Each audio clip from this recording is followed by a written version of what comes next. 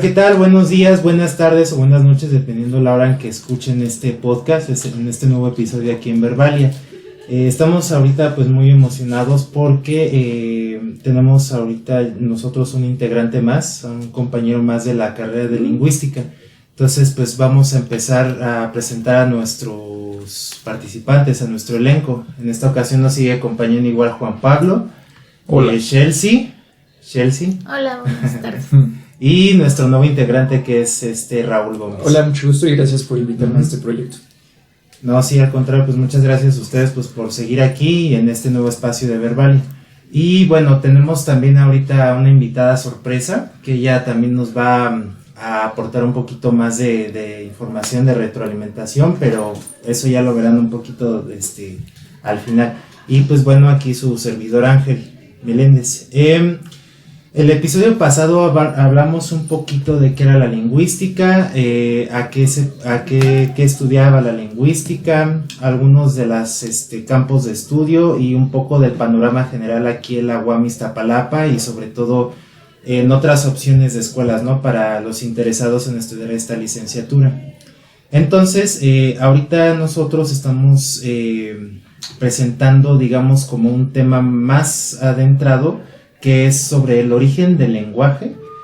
Es algo que muchos especialistas en el tema se han preguntado: ¿de dónde surge el lenguaje? ¿Cómo viene el lenguaje? Y sobre todo, ¿cómo se desarrolla, ¿no?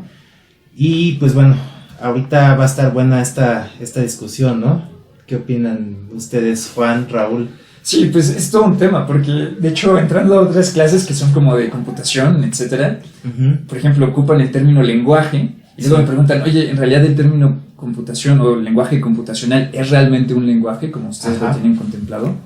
Y entonces, incluso dar una definición de estos temas es sumamente difícil y hasta la fecha pues se sigue debatiendo, ¿no? Y creo que se va a seguir debatiendo durante mucho tiempo. Sí, bastante tiempo. ¿Tú qué dices, Chelsea, sobre este tema tan abstracto, tan complejo y sobre todo que a veces nos rompe mucho la cabeza, ¿no? A los especialistas. Yo creo que primero hay que tener en consideración que no vamos a poder hacer que la población en general utilice los términos que son especializados para una disciplina. Claro. Entonces, el objetivo que perseguimos con este podcast es explicarlo con su respectivo término técnico, pero para que se entienda en general en palabras coloquiales, comunes, ¿no? Sí. Entonces, no vamos a poder evitar que nos hagan este tipo de preguntas y si está bien dicho lenguaje o ponernos a pelear con alguien de otra disciplina y más bien abrir un espacio al diálogo para decir por qué consideramos que no es el término adecuado desde nuestro punto de vista. Claro. Sí, pues es sobre todo la forma depende, ¿no? Del campo de estudio precisamente, incluso filosofía, antropología, pero sí, pues también una discusión bien grande, ¿no, Juan? Claro,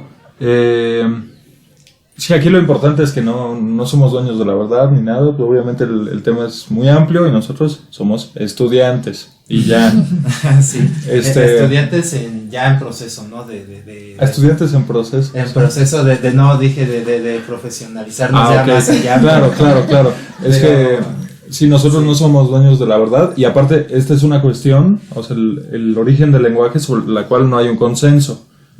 Es muy difícil llegar a uno. Sí te puedes ir por medios igual antropológicos, restos fósiles, y así, pero no, pues en la mayoría de los casos, pues hay cosas que no nos ayudan. Por ejemplo, la cuestión de la escritura, que la escritura es tan reciente, no permite saber qué tan evolucionado el lenguaje de un pueblo X de hace muchísimos años. O sea, son conjeturas hasta buena medida. Entonces, sí, hay que tener eso en cuenta, que esto seguramente no nos va a llevar a la verdad, pero pues podemos pensarlo, porque aparte es un tema muy, muy interesante. Sí, y ahí es donde también se desprenden pues bastantes preguntas, ¿no? Como a lo mejor aquí se me ocurren dos principales, ¿no? Que es precisamente, creo ya lo comentaba Raúl, ¿no? ¿Qué se entiende por lenguaje? Y si hay realmente alguna diferencia entre comunicación y lenguaje.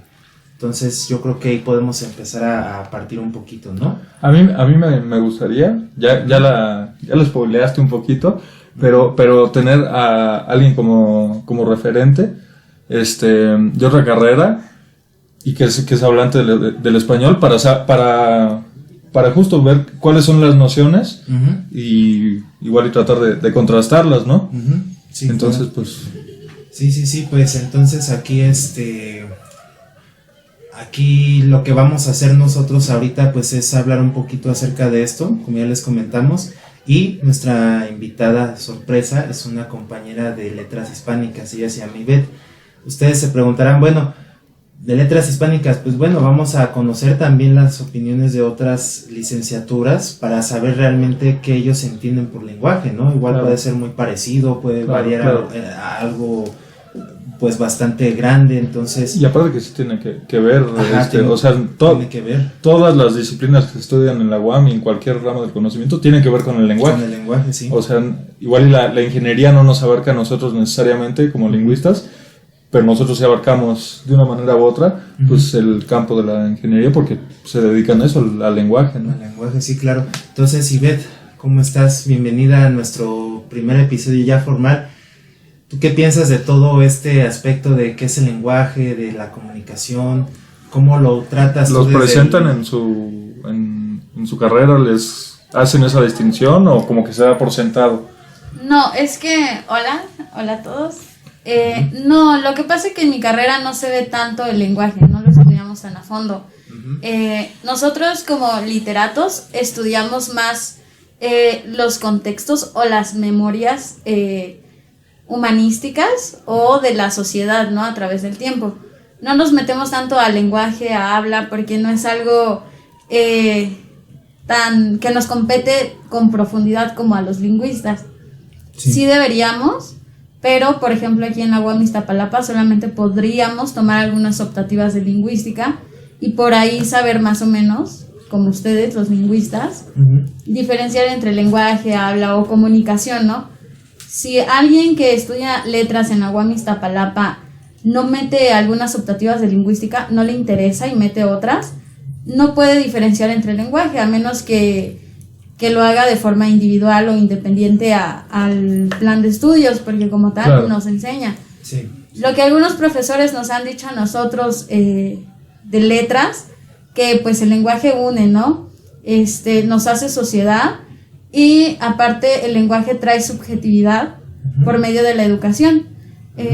Eso es lo que podríamos decir de una materia un poco más subjetiva, no tan objetiva como la lingüística, sino de otro punto.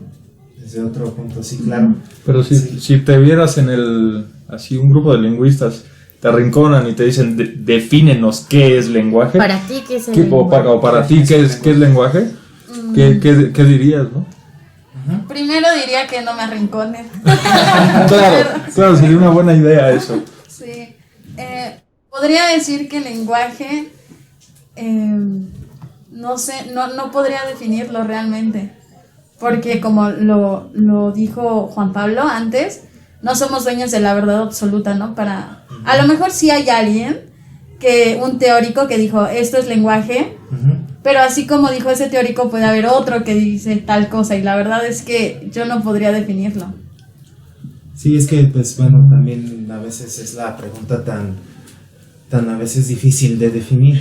Y muy pues, amplia. Sí, y muy amplia, ¿no? Entonces, pues sí, precisamente esto, ¿no? Pues qué es el lenguaje y pues sobre todo la discusión presente de cómo, bueno, ya yéndonos a otros términos, cómo es realmente la naturaleza biológica del lenguaje o cómo surgió, ¿no? Entonces, ¿tú qué opinas, Raúl? ¿Cómo fue Bueno, lo voy a decir a grandes rasgos, independientemente de las múltiples definiciones que puedan existir.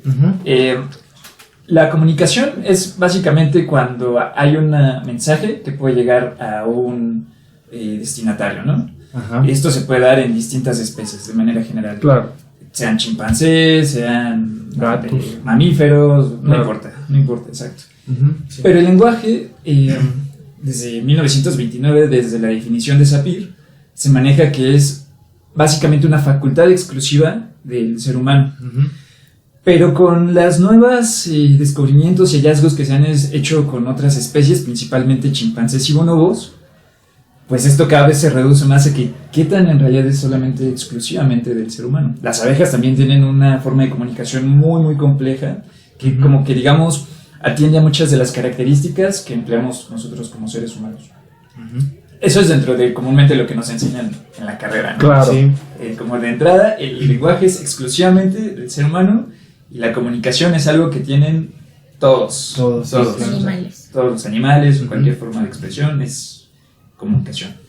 Sí, también fue lo que habíamos visto nosotros en el episodio anterior. También de un ejemplo, ¿no? Del gato, de los gatos, de los perros, ¿no? O sea, sí tienen forma también de comunicarse. Como nosotros, ¿no? Dame comida, humano, pero nada más te dice miau. Miau, sí, exactamente. Entonces sí, ¿tú qué dices, Chelsea, de toda la discusión? Bueno, ahorita ya discutimos un poquito, ¿no? Entre lo que es entre comunicación y lenguaje, pero ¿cómo es ahorita la discusión realmente de dónde viene el lenguaje, cómo empezó a surgir el lenguaje? Bueno, pues como dijimos, la unión de fuerzas para hacer un conocimiento interdisciplinario es lo que nos va a guiar a lo largo de todo este capítulo. Por ejemplo, vamos a apoyarnos en un texto de base en donde se habla sobre evidencias paleontológicas sobre restos fósiles que se han encontrado y cómo podemos especular e ir intentando construir una línea temporal de qué habilidades fueron especializando lo que ahora conocemos como lenguaje, que es propio del ser humano, y por qué la comunicación animal se fue quedando atrás, menos especializada en comparación, muy especializada porque funciona para su objetivo, transmitir un mensaje. Hace un momento mencionaban sobre los bonobos, los chimpancés. Por ejemplo, ellos pueden comunicarse a través de gritos. Si gritan de cierta forma, todos los chimpancés van a trepar a un árbol porque significa que hay una amenaza terrestre. O por el contrario, si hay amenazas aéreas, hacen otro tipo de señal que simboliza algo. Pero no podrán llegar a decir, mañana va a venir un humano. No pueden hay que tener desplazar cuidado. el mensaje. Claro, exactamente. temporalmente sí ya no. Entonces, no es que difieran tanto la comunicación del lenguaje en su esencia, pero sí se va puliendo más la habilidad, porque ya podemos hacer uso de la lengua, de nuestro idioma, para llegar inclusive a funciones como las que hacen en literatura, crear arte. Ya no vamos a comunicar necesidades inmediatas de supervivencia como con los animales. Se puede pensar el lenguaje haciendo uso del mismo. Lo que mencionaba nuestra compañera de letras hispánicas, hacer una reflexión en torno a lo que se está diciendo o por qué se dice y la forma en la que se hace. Ahorita me dio la duda de, justo decía Raúl que la comunicación de las abejas, por ejemplo, es muy compleja y todo, pero no sé si llega, por ejemplo, hasta el punto de poder expresar una abeja, el yo. O sea, no creo que una abeja pueda decir, no, yo soy esta abeja y soy distinta al resto de... Pues es una como que característica, te permite sí relacionarte con un grupo porque así adquieres tu lengua, pero te permite también decir no, yo no soy Chelsea, yo no soy Beth, yo no soy Raúl, yo no soy Ángel. Sí, hablar sobre la identidad, hasta claro. donde yo conozco de la comunicación de las abejas son capaces de, dependiendo del número de giros en el que hacen sus bailes, dicen a tantos kilómetros está la comida. Entonces no es una simple seña como un grito para decir hay peligro. Sí es más complejo para darse señales. Justamente por eso le decimos señales. Es algo que se puede interpretar.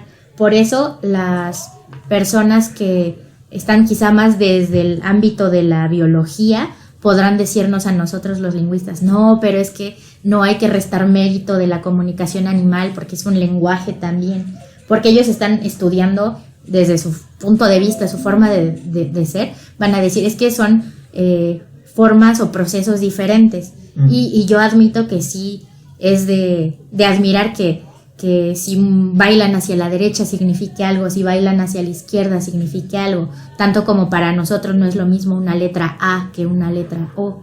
Claro. ¿Eso sería lo que se le llama sociemiología?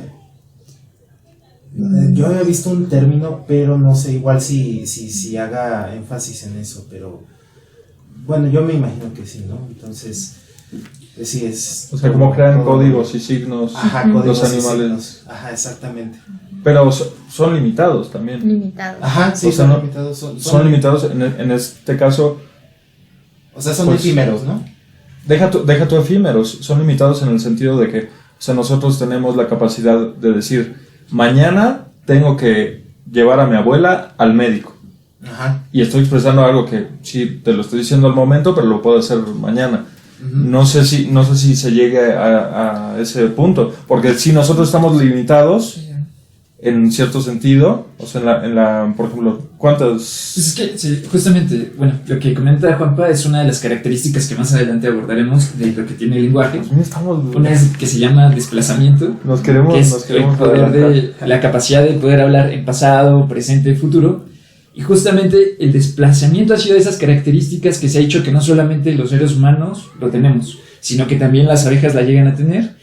Y también simios, claro, es que los simios es lo más cercano a... Sí, pero a lo que voy, no tanto el desplazamiento, es lo que digo es que nosotros con una cantidad muy limitada de sonidos podemos crear una cantidad casi infinita de oraciones, de enunciados.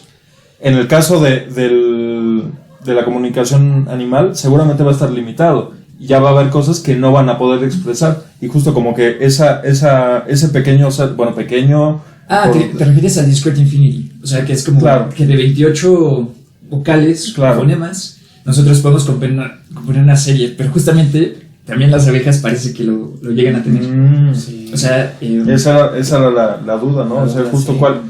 cuántas oraciones ¿Cuál es se su pueden- límite? ¿Cuál es el límite? Porque de los estudios más populares con simios, con chimpancés, me parece que consiguieron enseñarle a hacer oraciones. Tenía por bloques que representaban palabras y el simio era capaz de decir, yo quiero comer. Entonces ahí estaríamos metiéndonos en un terreno muy difícil para decir, ¿realmente el simio entiende la noción del yo? Claro. ¿O esa es una porque Parece señal? que sí la tienen. De hecho, con Coco y Kansi, que Coco fue un gorila, Kansi posteriormente fue un chimpancé, se identificó que tienen el yo. O sea, que perciben muy bien el yo.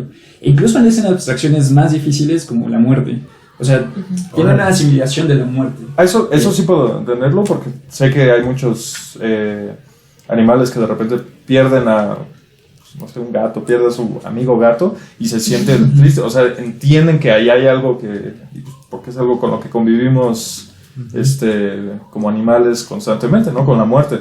Entonces, eso no me sorprende tanto, pero yo diría que la posibilidad de hacer enunciados cuasi infinitos, yo diría que es como que también otra característica del lenguaje. Ya no estoy diciendo lenguaje humano, lenguaje. Y Sí, ya no me voy a meter con eso de las abejas porque me está superando. No, Pero sí, es que las abejas sí. Pero justamente no me quiero adelantar tampoco porque es parte de las discusiones que existen entre si el lenguaje es algo continuo o discontinuo. claro, Pero Chomsky, pese a tener como esta idea de las abejas que tienen un lenguaje complejo, dice que en realidad no porque las abejas tengan un lenguaje complejo, la comunicación del hombre proviene genéticamente ni algo parecido a las abejas, ¿no? claro. Pero Vamos a entrar en el tema ya. No, sí, eso también ya lo mencionamos porque, bueno, sí nos adelantamos un poquito, pero esa era la discusión de lo que eran los continuistas versus los discontinuos. Discontinuistas, sí, ¿no? Sí, es precisamente que, bueno, aquí ante todo, ¿no? El origen del lenguaje, pues sí, depende del marco lingüístico teórico, porque pues sí, dentro de los mismos lingüistas, pues también se han encontrado pues, varias discusiones. Entonces, sí, precisamente es la función significativa, ¿no? Desde el punto de vista evolutivo, que pues es comunicar estructuras, ideas, incluso pues adquirir e intercambiar información, ¿no? Con ya sonidos pronunciables. Pero entonces, aquí en lo que había mencionado Chelsea de la lectura, es que hay un análisis comparativo riguroso del registro fósil. Eso es también lo que también da pie al origen del lenguaje humano, o cómo es realmente lo que se empieza a plantear, ¿no? O sea, mediante esos registros que dicen, pues tantos millones de años antes de Cristo, con el Homo, etcétera, se tenía ya registro de que había, ¿no? Ya señales de los que empezaban así a comunicarse, a hablar. Sí, de lo que podemos echarnos mano sobre estos descubrimientos, podríamos dividirlos en dos corrientes. Hay una hipótesis que se dice como la hipótesis del origen exaptativo. Y ¿qué quiere decir esto? Que mediante el análisis anatómico se hacen comparaciones entre diferentes especies, porque especies son de comida, entre diferentes, por eso es muy bonito estudiar la lengua, porque todo el tiempo tenemos material para estudiar de nosotros mismos. A comparar entre diferentes especies, de qué tamaño son los órganos, de qué forma están acomodados, y con la evidencia fósil decir, tal vez en los seres humanos es más fácil que hagan una distinción de sonidos si se unen los labios para hacer el sonido, porque pueden gesticular de cierta forma, que a lo mejor un animal que solo abre y cierra sus fauces no va a obtener el mismo sonido. Uh-huh. Y por otra parte, esto es a partir de puras evidencias fósiles. Uh-huh. Y la otra hipótesis defiende que hay un carácter adaptativo, es decir, que conforme fue evolucionando el hombre, uh-huh, hasta llegar a nuestros días, se fue complejizando para suplir la necesidad de poder crear otros sonidos, o conforme iba usando, requiriendo más habilidades. Tenemos, por ejemplo, únicamente para ilustrar este aspecto, sobre la capacidad craneal. Se va viendo, se puede observar que conforme pasa el tiempo, algo llamado encefalización, el tamaño del cráneo va creciendo, y eso puede ser signo de habilidades cognitivas más complejas. También tenemos, por ejemplo, para el tema que compete al razonamiento abstracto, cuando se empieza a estudiar que habían dos hemisferios, el lóbulo frontal, que tiene que ver con el pensamiento creativo y que nos hace pensar en esta especialización de ya no usarlo por supervivencia, sino emplearlo para hacer planificaciones a largo y corto plazo, las expresiones artísticas, y además tener mejor control motor. Esto es importante porque en el podcast anterior mencionábamos cómo es importante estudiar los sonidos, porque dependiendo de cómo movamos nuestra boca podemos emitir sonidos distintos. Claro. Entonces, tener el control motor es una de las cosas que nos han permitido hacer sonidos diferentes. Por eso tenemos en las diferentes lenguas sonidos que difieren unos de otros, otros que son parecidos. Okay, muy bien. Sí, entonces es precisamente el análisis comparativo, ¿no? Riguroso de los diferentes registros fósiles. O sea, podríamos ver el esqueleto de un Homo habilis y comparándolo con el del Homo sapiens, podríamos determinar cómo han cambiado fisiológicamente y cómo eso ha influido en el lenguaje, ¿no? Sí, aunque creo que eso todavía está como a discusión, trayendo a colación un libro que se llama Sapiens, de animales a dioses, de Harari. Sí. Él menciona que en realidad el lenguaje parece hace 70,000 años, que con lo que él llama revolución cognitiva. La cuestión es que al parecer, por ejemplo, muchas de las funciones que ya teníamos glotales, por ejemplo, de los órganos del habla, ya lo tenían, por ejemplo, el Homo neandertal, ¿no? Claro. En realidad todavía existe esta discusión de en realidad en dónde empezaría esa parte fisiológica en la cual el hombre tiene ya ese dominio sobre sus órganos del habla. Por ejemplo, Lo que sí se puede ver es que en primates como chimpancés y bonobos hay una diferencia muy, muy grande en la glotis principalmente y en las cuerdas vocales. Okay. Mientras los seres humanos lo tenemos como a la altura de la nuez del cartílago tiroides, la posibilidad de hablar, sí. Los primates lo tienen en las altas, ¿no? Y esto ha generado como una cuestión de que nosotros tenemos mayor dominio en las cuerdas vocales y los chimpancés pues no.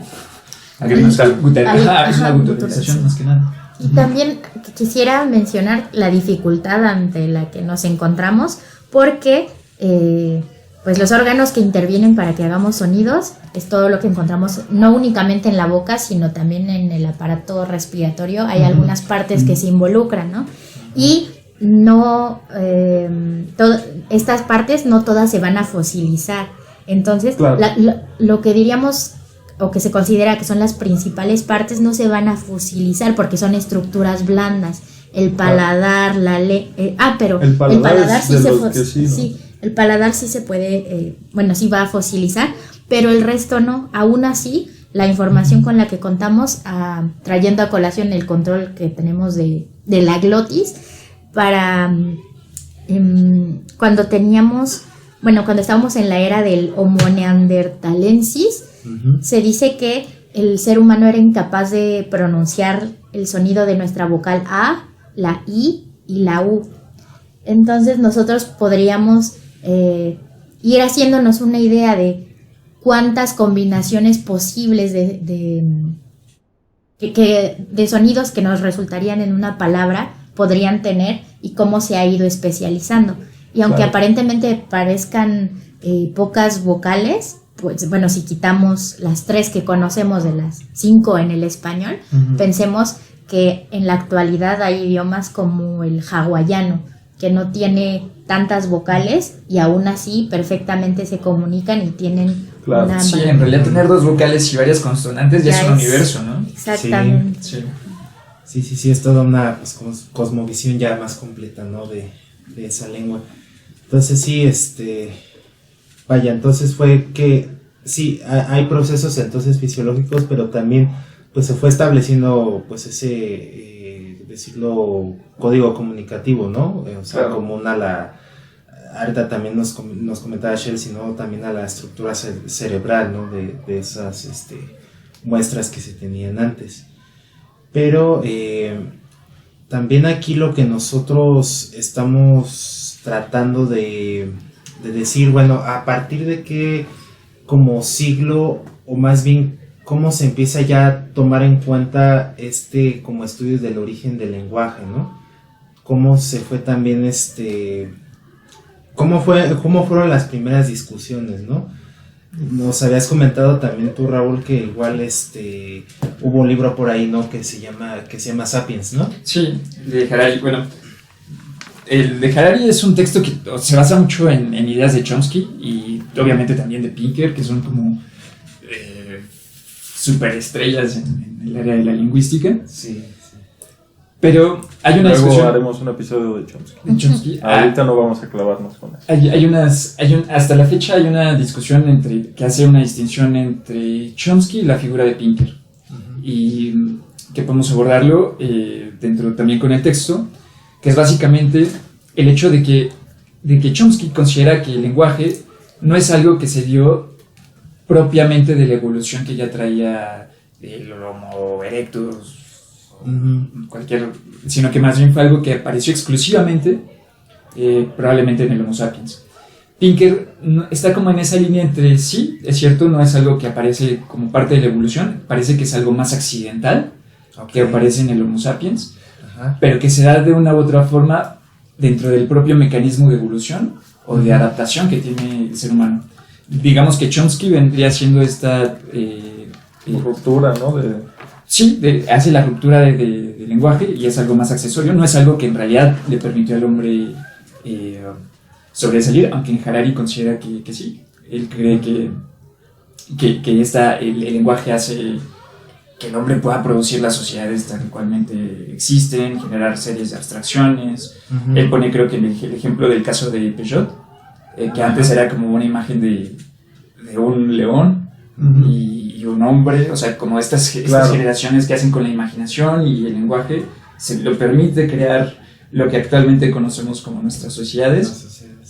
Pero en el caso de muchos lingüistas consideran que es simplemente algo que se dio de manera natural, como parte del proceso de evolución. A mí la teoría que me gusta en ese sentido es que parte de ese desarrollo vino por una cuestión musical, o sea que en muchos casos se buscaba reproducir sonidos de la naturaleza. Sí, eso está interesante. Y que bueno, existe la teoría de que, por ejemplo, esa especialización viene de que, por ejemplo, escuchabas un pájaro cantar y al quererlo imitar, pues tienes que hacer cuestiones así con la boca para poder llegar a ese... Entonces también, y pues que eso es algo muy, muy humano, ¿no? El valor de la música, en ese sentido.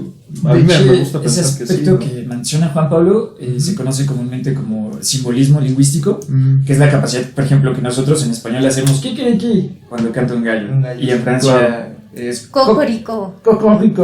Sí, que sí, así. Pero es muy parecido, digo, y esto lo que permitió fue justamente que el lenguaje o la comunicación humana llevara a otro proceso y evolución. Pero justo, o sea, existen estas dos teorías, ¿no? Como digamos la chomskiana, que es de que el lenguaje es algo único y exclusivamente del hombre y que no se atañe directamente a la parte de la evolución, que es de hecho la teoría de la discontinuidad. Y la otra que es la teoría de la continuidad, que es la que menciona que el lenguaje apareció por un proceso meramente evolutivo o adaptativo en muchas ocasiones. Y ustedes, si les preguntaran y dijeran cómo se posicionan, ¿qué dirían? Yo me siento más inclinado a pensar que sí es continuo. Yo también soy de la idea. O sea, es parte de un... No, pues mi debate ya se murió. Porque... No, ¿ustedes qué piensan? No, yo sí, bueno, no sé, Chelsea, ¿tú qué opinas? Es una respuesta un poco complicada. Ajá. Porque cuando intervienen ya creencias que no están basadas en la ciencia, entro en un debate de cómo puedo saber yo si fue evolucionando con evidencias de los restos fósiles, cuánto puedo aceptarlo si las partes principales son faltantes, ¿no? No, claro, pero nosotros ya lo dijimos, que no vamos a llegar ahorita si detenemos todo para... Pero yo creo que aquí estamos teniendo una hipótesis, y es que el Homo sapiens, por una serie de cuestiones de adaptación al medio, logró, por ejemplo, la manipulación de herramientas, estar erguido y todo, y evolucionó de otras especies del Homo, ¿no? Y pues, con esa misma regla de 3, pues es posible, por lo menos, plantearse esa hipótesis de que pues, viene de algo por ahí, ¿no? También, por ejemplo, la cuestión de comer carne, que dicen que la absorción de proteínas permitió que la materia gris se hiciera más grande, permitiendo que actividades más complejas pudieran ser realizadas. Obviamente no vamos a llegar a nada, pero es interesante pensarlo. ¿O discontinuista? Yo digo que es muy posible que sí sea continuista. Ajá. Pero todavía tengo dudas. Me faltan pruebas para tener más dudas. No me faltan pruebas para estar de acuerdo. Me faltan pruebas para ya no tener tantas dudas. Sí, claro. Aquí me gustaría hacer un pequeño espacio, bueno, antes de dar mi respuesta. ¿Tú qué opinas, Ivette, con todo esto que pues, estamos nosotros hablando, o sea, charlas ya de lingüistas así? ¿Tú de qué corriente serías o qué te parece todo esto en general sobre pues, el origen y el desarrollo del lenguaje? Bueno, me surgieron dos preguntas que estaría muy bien planteárselas. Ajá. No sé si lo han resuelto en su disciplina. Sobre evolución del lenguaje. ¿Por qué llamarlo evolución y no nada más como un cambio de la forma de comunicar? Porque, pues, ¿quién dice? La palabra evolución quiere decir como que mejoras, ¿no? Hay un progreso. Esta forma en que se comunicaba el Homo sapiens ¿quién dice que era una forma más primitiva, ajá, Ok. y que esa forma, bueno, al final se comunicaban, Sí, y solamente es un cambio, ¿no? En la forma de comunicarse. Yo creo más bien que en esto, en lo que llevan charlando, yo creería más que nada que es un cambio. Sí, es un Porque, cambio. ajá, así Pero, como... pero la pregunta más concretamente es un cambio que sí se da porque A más B nos lleva a C, o es un cambio que llega y se establece y a partir de ahí nosotros trabajamos. No creo que sea un cambio que llega y se establece, sino que... Sí, tiene una... Ok, entonces sino que estás... tiene unos antecedentes. Pero Entonces- eso que dice Ivette es importante porque luego se entiende que la evolución es como un proceso lineal que va como... Ah, claro. Ajá. Ajá. Y lo que hasta la fecha, o sea, se ha visto o se ha entendido, incluso teorizado, que quizá el Homo neandertal tenía mayores habilidades que el Homo sapiens. Claro, pero es que a mí... Y Yo no soy tan de la idea de pensar que evolución es como de mejor, es como de No, cambio, no, o sea, sí, de procesos. no sé, digamos, no sé, el capitalismo supone una evolución a lo que planteaban antiguos sistemas, como por ejemplo el feudalismo, y aquí justo evolución, ya como lo tomamos nosotros, ya como personalmente, no importa tanto, pero me parece que evolución es un término como neutro, de que sí, pero pasa o sea, de una sí es cosa a otra. más complejizado, llamémosle. O sea, quizá no mejor, pero sí más complejizado. Pero la cuestión es justamente no se sabe todavía si en realidad, porque no existe, lo que es cierto y lo que genera como esta situación de que el lenguaje que tiene el Homo sapiens es obviamente mucho mejor, bueno, entre comillas, más compleja, más especializada que la del Homo neandertalis, es el hecho de que teníamos la escritura, ¿no? Claro. Porque a partir de la escritura generas un tipo de pensamiento abstracto.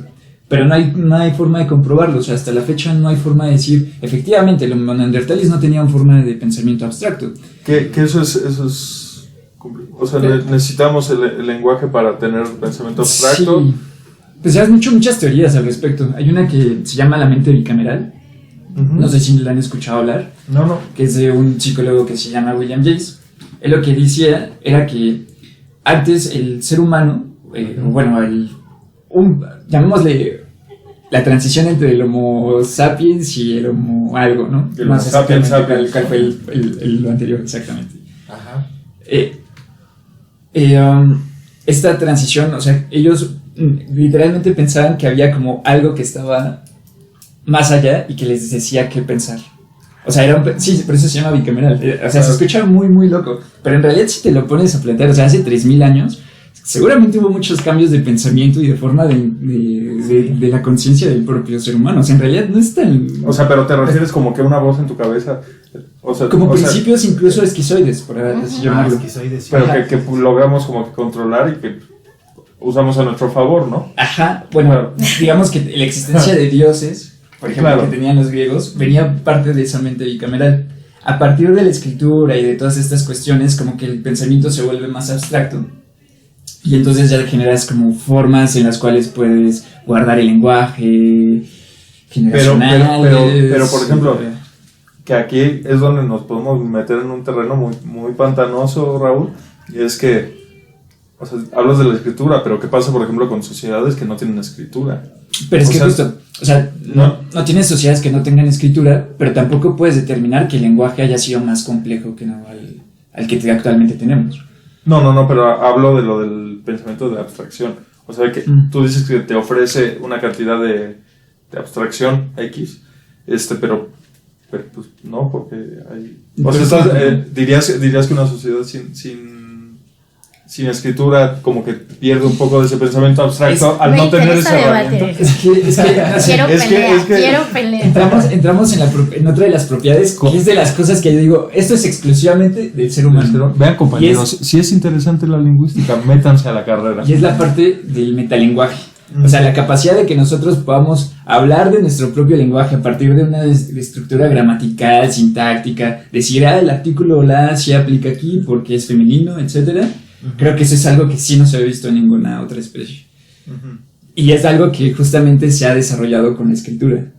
Sí. Pero no puedo decir que en general eso es exclusivamente lo que hace el lenguaje del ser humano. Reconozco que me di mal y dije, te di una puñalada trapera, ¿no? Lo que se debe poner así Es que sí es complejo, o sea, ¿cómo concebirán?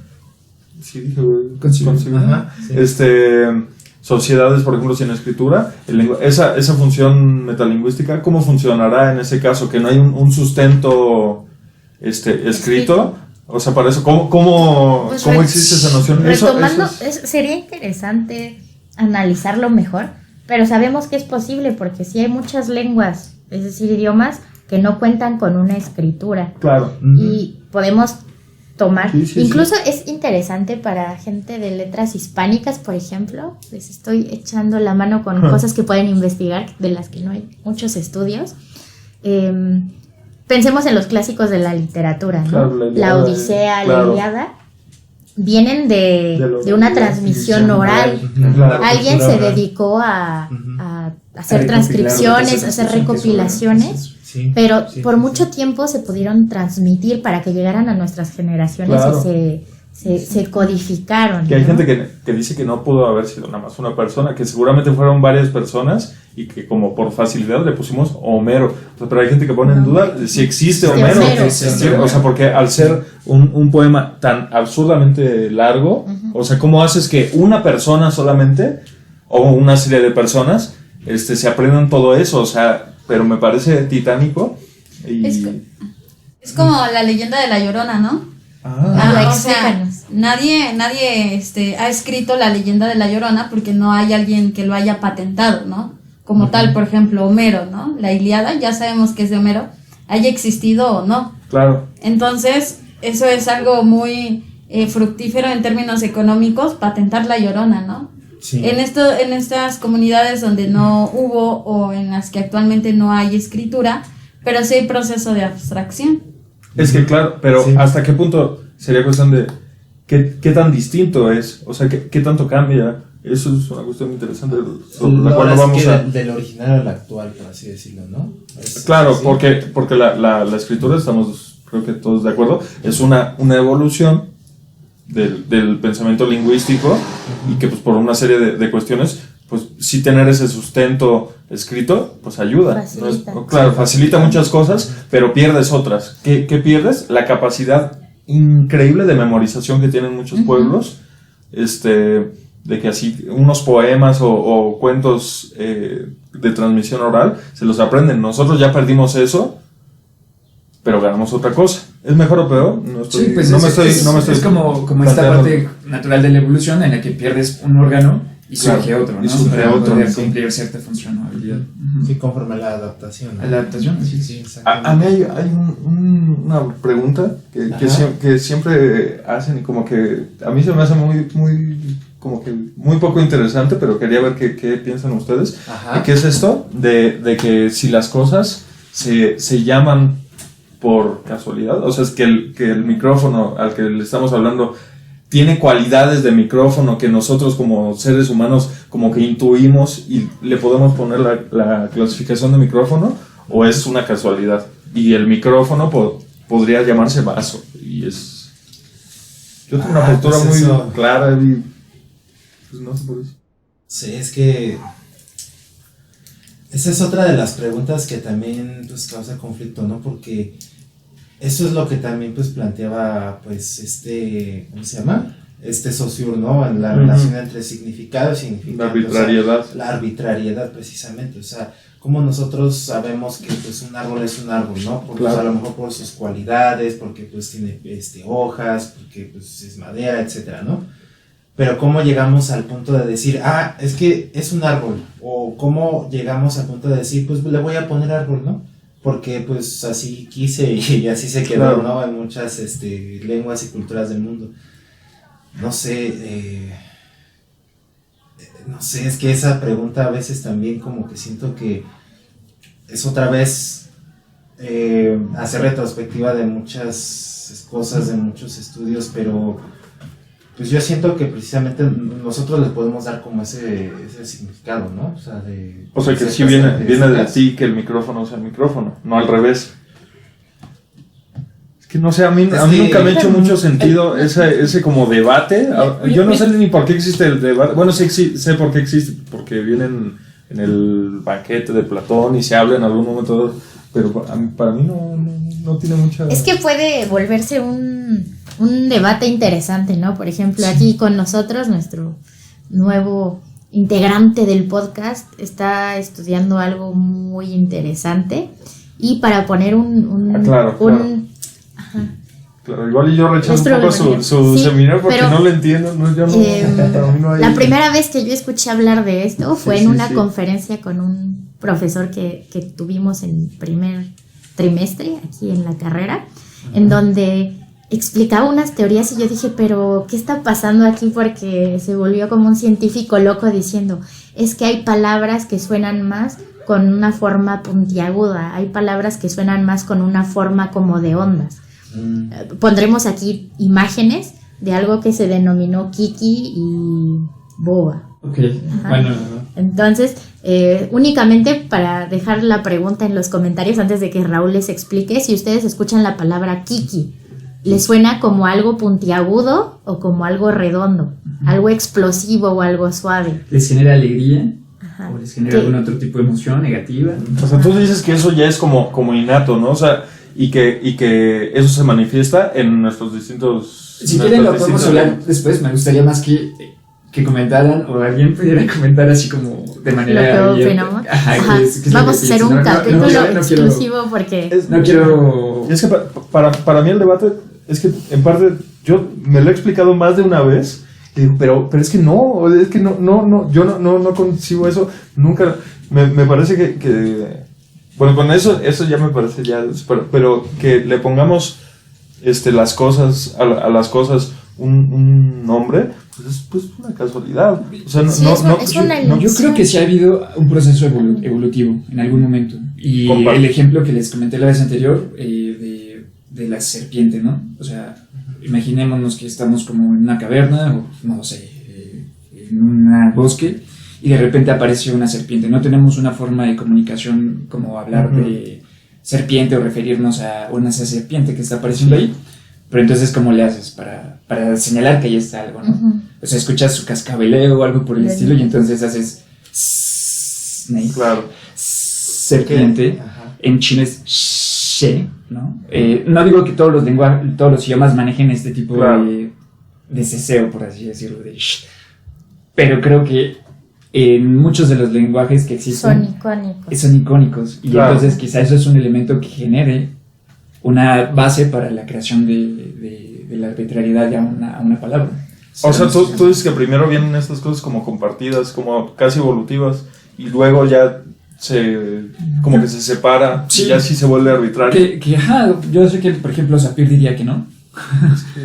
Pero que diría que no, que porque en realidad es algo más icónico que se ha generado a partir de otros elementos. Pero yo sí soy de la idea de que previamente existieron bases en algunas palabras. Así es, a nivel fonético, para poder generar este tipo de interjecciones. Así nunca me lo había explicado. Y así se la compro un poquito más. Pero a mí me la había explicado de manera súper abstracta. Ya luego hablaremos de eso. Es que no me estoy metiendo con la parte evolutiva, solamente con la parte de si generan emociones o no. Es que eso es complejo. Luego hablamos de eso, porque podríamos estar una hora hablando de eso. Y yo me quedaría así de... Pero ¿cómo? O sea, podemos estar como en los torneos de ajedrez, incluso hasta días hablando de esto, pero sí, estaría muy bueno hacerlo, a lo mejor un programa ya más especial. ¿Qué estás trabajando tú, Raúl? Se conoce como efecto Green-Glenn. No tiene más de 2 años, lo están discutiendo ahorita en la Universidad de Arizona. Y en Guam Iztapalapa. Pero por Raúl. Ahorita ya estoy... Lo importó. Y generar justamente con parlantes hispanohablantes o de aquí de la Ciudad de México. Ajá. Y se trata básicamente de que hay 2 fonemas, uno que es el de la I y otro que es el de la O, que se asocian una con emociones positivas y otra con emociones negativas. También con propiedades físicas, como que algo sea delgado. No voy a decir cuál es cuál, porque si no sería como... Pero que lo pongan en los comentarios así de... Si quieren hacemos una prueba posteriormente así abierta.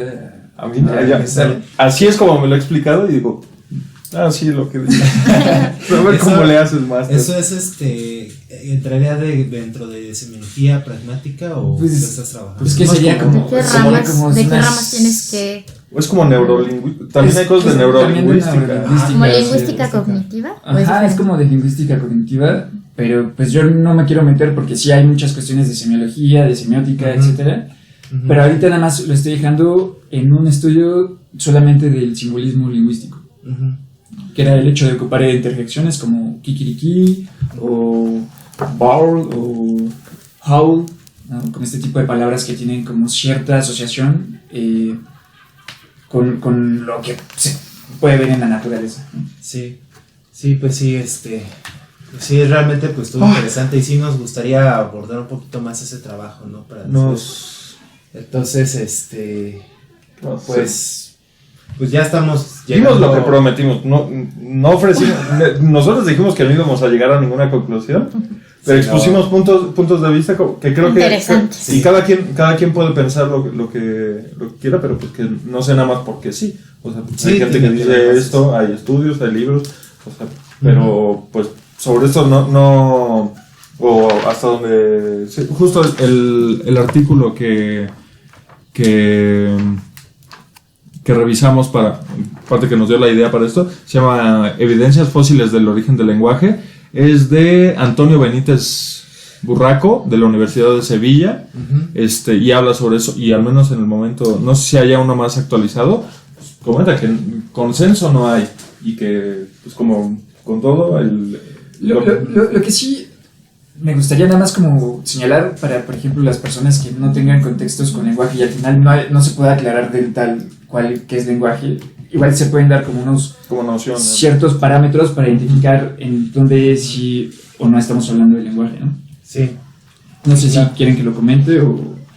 Pues te parece, Raúl, igual si lo comentamos para el siguiente episodio. Dejar una segunda parte. Ajá, vamos a hacer yo creo una segunda parte de este mismo episodio porque pues sí estuvo bueno el debate del día de hoy, ¿no? Para darles tiempo de digerir la información, que se hagan sus propias ideas Hasta yo estoy cansado mentalmente y yo estudio esto. y poder continuar. Sí, Sí. sí, entonces, pues bueno, ahorita ya estamos pues llegando ya al final de este episodio. Para el siguiente vamos a hacer una segunda parte igual de lo mismo. Y pues bueno, ya para cerrar, pues igual les agradezco a todos por acompañarnos. Igual gracias a Ivette, que es de Letras Hispánicas. Igual a ver si luego nos puede pues acompañar en otros programas. Pero igual, pues muchas gracias Raúl, Chelsea, Juan Pablo. Y pues aquí también su servidor Ángel, ¿no? Entonces recuerden también suscribirse al canal de YouTube, seguir la página de Facebook de Diliwam. Y hacer Y preguntas. hagan sus Eso preguntas. también nos sirve, ¿no? Para... Dejen sus preguntas en nuestras redes sociales. Síganos también en TikTok, en Instagram. Y pues ahí estamos al pendiente, ¿no? Para cualquier cosa que les surja. ¿Va? Entonces, pues nos vemos en la siguiente. Muchísimas gracias. Hasta luego. Adiós.